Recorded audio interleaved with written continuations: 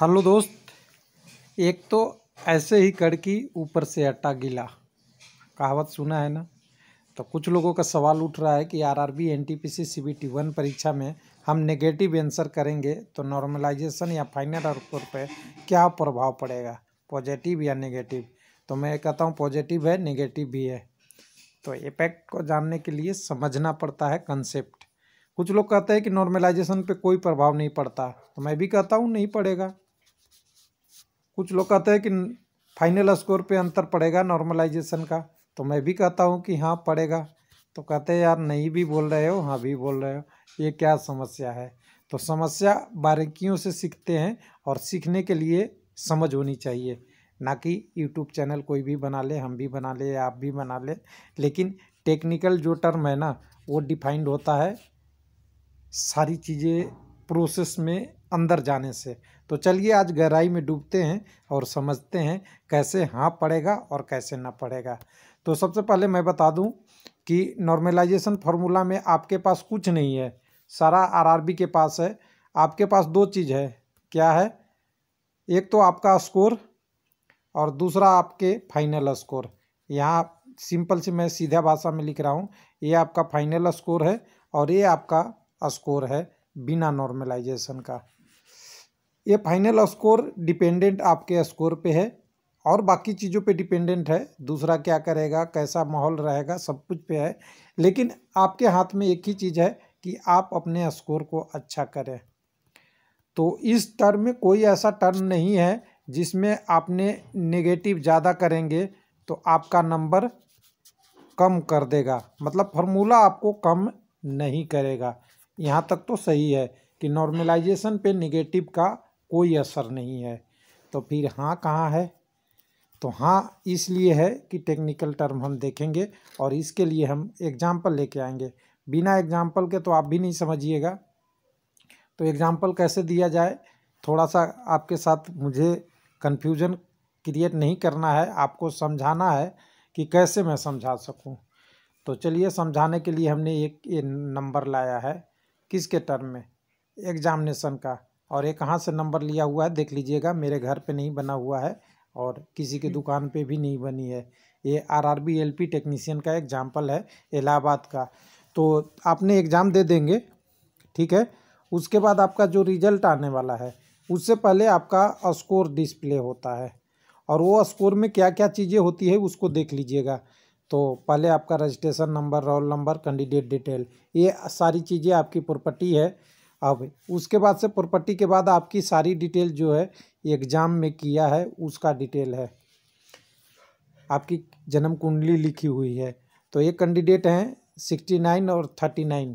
69 अगर कह दे तो ये 70 और यहाँ से 39 करेक्ट और 30 गलत, यानी 69 अटेम्प्ट किए उसमें से 39 सही 30 गलत। दो क्वेश्चन आरआरबी ने हटा दिया, ये सबके साथ होगा, आपके साथ भी होगा। क्या कर दिया, क्वेश्चन में गड़बड़ी थी, गलत क्वेश्चन थे, ऑप्शन गलत था, एक से ज़्यादा ऑप्शन था, वगैरह वगैरह कुछ भी हो सकता है जिसके कारण से दो हट गए।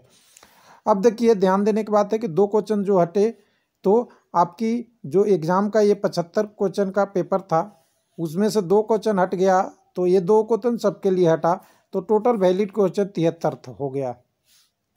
उसके बाद कैंडिडेट का आटा 39 kg था, उसमें से कुछ पानी बाहर निकाल दिए, तो पानी बाहर निकालने का मतलब है 30 गलती कर दिए, उसके बदले में 3 नंबर कट गया और 3 नंबर कटने के बदले से क्या हो गया, इनका स्कोर में से 10 नंबर घटा दिया गया, गीला कर दिया गया। तो 39 में से 10 घटा दिया तो स्कोर का 29 हो गया। तो चलिए इन्होंने आपका ये कहा कि गलती ज़्यादा किया इसलिए स्कोर ज़्यादा कम हुआ। लेकिन अगर इसी को हम प्रोरेटेड मार्क में लेके आए 100 के टर्म में, तो यहाँ प्रोरेटेड के टर्म में ये गलत कैलकुलेशन है, ध्यान दीजिएगा। प्रोरेटेड हमेशा 100 के टर्म में कैलकुलेशन होता है, हालांकि एनटीपीसी में 70 के नाम पे 75 पे ही कैलकुलेट कर दिया था, जो गलत था, बाद में सुधार किया गया था इसमें। तो हम यहाँ उस पर जाना नहीं है कि कैसे आया था ये, हमें तो ये समझना है कि इस प्रोरेटेड मार्क्स से या आपकी रॉ मार्क्स जो वैलिड है, नॉर्मलाइजेशन में फॉर्मूला डाल के आपको क्या इफेक्ट पड़ेगा जब आप नेगेटिव नंबर डालेंगे। ध्यान दीजिएगा, मैं समझाने के लिए थोड़ा सा टाइम ले रहा हूँ। तो नेगेटिव का असर कैसे पड़ेगा, तो एक बार थोड़ा सा और हम एक बड़ा सा स्लाइड ले लेते हैं, थोड़ा उस पर हम समझेंगे, तब तो हम कुछ कैलकुलेशन कर पाएंगे। तो यहाँ पे हम कैलकुलेशन करने के मोड में है थोड़ी। तो कैलकुलेशन देखिए, अब कैंडिडेट ने 29 नंबर एक्चुअल में किए थे, लेकिन एक्चुअल में उन्होंने नंबर लाए थे 39। मैं दो कैंडिडेट ले लेता हूँ। एक कैंडिडेट ने, ध्यान से देखिएगा, 39 नंबर लाया और दूसरा भी 39 लाया। दूसरा ने यहाँ पे 0 नेगेटिव किया पहले ने, और दूसरे ने यहाँ पे 39 में से कितने नेगेटिव कर दिए, 30, जो अभी यहाँ पे आपका एग्जाम्पल पड़ा हुआ है। तो इनके साथ क्या है, नो नेगेटिव, और इनके साथ है नेगेटिव। ध्यान दीजिएगा।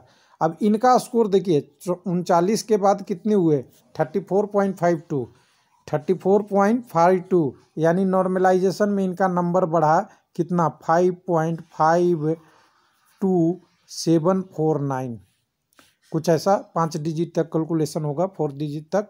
अब देखिए ये 29 में अगर इतना नंबर बढ़ करता है तो ध्यान दीजिएगा, एक में कितना पड़तेगा, 5.5279 को डिवाइड कर दीजिएगा 29 से, तो ये संख्या आता है फ्रैक्शन में 0.1906। ध्यान से देखिएगा। अब यहाँ से शुरू होता है आपकी नेगेटिव की स्कोरिंग का कंसेप्ट, इसको भूलिएगा नहीं। इस कंसेप्ट को अगर एक कैंडिडेट जो नेगेटिव नहीं किया है, तो उसका भी नॉर्मलाइजेशन में अगर सेम शिफ्ट में होता तो सेम रेशियो में नंबर बढ़ता। यानी जो कैंडिडेट को 29 में बस नंबर बढ़ा वही बढ़ सकता है 39 में, हो सकता है ज़्यादा कम भी हो सकता है, मैं उस चीज़ को नहीं मान रहा हूँ। हम मानते हैं कि इसी रेशियो में बढ़ता, तो क्या होता, 39 को भी गुना करना पड़ेगा 0.1906 से, और इसको गुना करते तो ये स्कोर आता 7.433। ध्यान दीजिएगा, 7.443। अब मैं इसको मिटा रहा हूँ, 7.443 हाईलाइट करके मैं आपके लिए एक बार इसको रख दूँ कि 7.433 और 5.22, तो हम इसको यहाँ ले लेते हैं 5.52799 जो भी है। अब इसमें से इसको घटा देते हैं 2.15, ये क्या है, साइलेंट नंबर है। क्या है, साइलेंट नंबर है, जो बोल नहीं रहा है लेकिन बहुत कुछ कर रहा है, और ये 2 नंबर से ही पूरा सिलेक्शन और डिसलेक्शन निर्धारित हो जाता है किसी भी कंपटीशन में, क्योंकि सब लोग का तैयारी एक जैसा होता है, और कोई तैयारी में 2 क्वेश्चन गलत ज़्यादा कर गया, कोई 2 क्वेश्चन अच्छा कर गया, उसी में सिलेक्शन और डिसलेक्शन होता है मेन रूप से। अब ये 2 नंबर किससे बढ़ा पता है आपको, इसलिए कि ये कैंडिडेट ने नेगेटिव नहीं किया था। अगर ये कैंडिडेट भी नेगेटिव करता तो इसकी हाल भी उसी रेशियो में आती। इसलिए कहते हैं कि नेगेटिव नहीं रहने से आपका क्या पड़ रहा है अंतर, क्योंकि अगर आपने भी 39 ही बनाया और दूसरे ने भी नहीं 39 बनाया, जिसने नेगेटिव कर दिया उसका रॉ मार्क्स तो नीचे आना है, तो नीचे आना है, उसको भी हम इग्नोर कर सकते हैं कि भाई उसने गलती किया, उसका नंबर कट गया। लेकिन जब इसका नॉर्मलाइजेशन में जाएगा तो गलती की तो नंबर कटेगी ही कटेगी, यानी ये नेगेटिव होगा, लेकिन साथ साथ में आपका नॉर्मलाइजेशन में जो रेशियो बढ़ना था वो भी 1 से 2-3 नंबर कम हो जाएगा, और यहीं पे सारी खेल समाप्त हो जाएगी। यानी समझिए कि नेगेटिव जितना कम हो उतना अच्छा है। हाँ, एक चांस आपको ये मिलता है कि अगर नेगेटिव करते हैं और नेगेटिव करते समय कुछ क्वेश्चन सही हो जाते हैं, वो आपको बेनिफिट दिलाते हैं, लेकिन वो 10, 20, 30 या 40% क्वेश्चन आपको पता हो, ना कि बिल्कुल ब्लैंक क्वेश्चन हो। आपने पूरे कितने 69 क्वेश्चन कर दिए, 69 में से आपने 50% गलत कर दिए, फिर तो ऑप्शन आपके पास सीमित हो जाता है।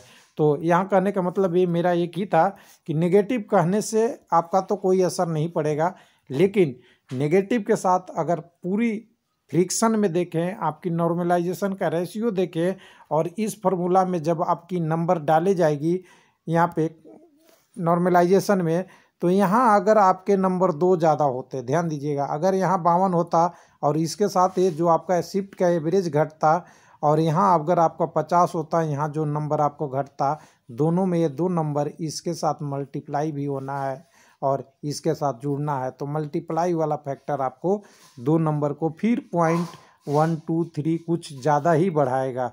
इसलिए नेगेटिव नंबर हार्मफुल तो है ही है, आपको सेलेक्ट और डिसलेक्ट भी कराता है। यानी बराबर पढ़ने वाले 2 कैंडिडेट, एक ने 2 नेगेटिव ज़्यादा कर दिया, 3 नेगेटिव ज़्यादा कर दिया, एक ने कम किया, 0 किया, उसके लिए बेनिफिट है। हाँ, नेगेटिव 0 तो कभी हो नहीं सकता, 2 4 5 क्वेश्चन हो ही जाता है, लेकिन ऐसा भी नहीं हो कि खाली नेगेटिव ही हो। थैंक यू, धन्यवाद।